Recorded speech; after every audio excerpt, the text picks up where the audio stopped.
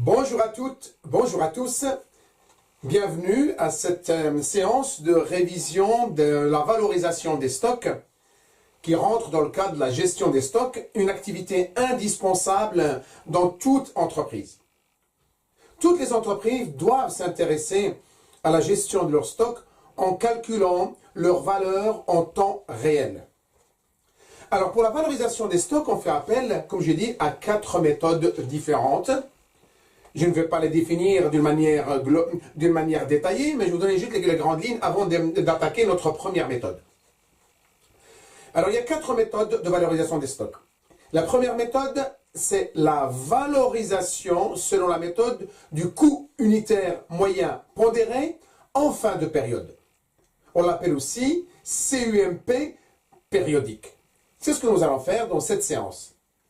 Cette méthode est la plus simple, la plus rapide. Vous allez voir, ça va aller très rapidement. Et c'est la plus, je dirais, la plus pratique dans les entreprises. Je dirais même la plus utilisée dans les entreprises. En fait, les entreprises valorisent leur stock d'une manière périodique. En général, c'est par trimestre ou par année. L'inconvénient de cette méthode, c'est qu'il faut attendre la fin de la période, c'est-à-dire la fin du trimestre ou la fin de l'année, pour valoriser les stocks. La deuxième méthode, c'est ce qu'on appelle la méthode de coût unitaire moyen pondéré après chaque entrée. CUMP après chaque entrée.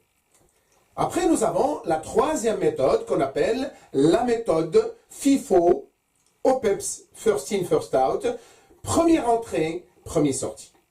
Cette méthode est utilisée surtout par les entreprises qui fabriquent, qui commercialisent des produits périssables, comme des produits agroalimentaires, des produits où le temps joue un rôle, c'est-à-dire il y a un délai de péremption.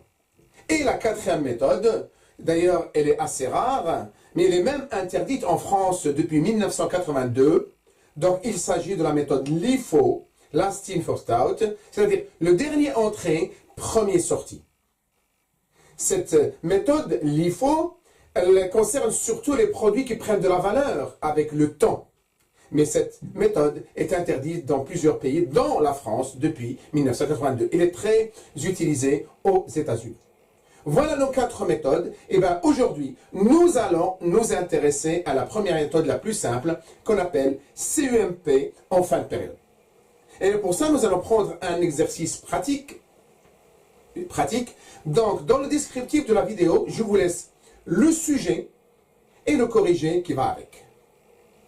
Alors voilà notre exercice. Nous sommes en présence d'une entreprise et on nous donne des dates concernant des entrées et des sorties de matières premières ou de produits finis ou que sais-je. Donc le 1er avril, on enregistre un stock initial de 100 produits pour une valeur unitaire de 10 €. Le 5 avril, il y a une quantité qui est sortie. Le 13 avril, on enregistre une entrée d'une certaine quantité, 150, mais à acheter à un prix différent. Cette fois-ci, au lieu de 10, c'est 12 €. Le 18 avril, on enregistre une sortie de ces produits. Le 24 avril, une entrée de 200 produits à un prix différent, encore une fois. Le 28 avril, une nouvelle entrée d'une certaine quantité, 40, au prix de 14 € l'unité. Et enfin, le 30 avril, on assiste à une sortie des stocks de 300 produits. Alors l'idée c'est quoi? C'est de calculer le coût qui sera appliqué sur les sorties. Alors pour cette méthode, c'est très simple. Donc on va le faire en direct, c'est plus simple et je le fais à la main. Je vais éviter de le faire sur logiciel Excel. On peut le faire sur logiciel Excel, mais à la main ça me permet d'expliquer en même temps. Donc c'est plus pratique. Alors allons-y.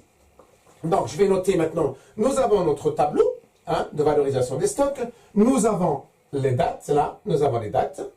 Nous avons les entrées avec la quantité coût unitaire montant. Nous avons les sorties, quantité coût montant. Et nous avons les stocks, je vais dire le stock final, si vous voulez.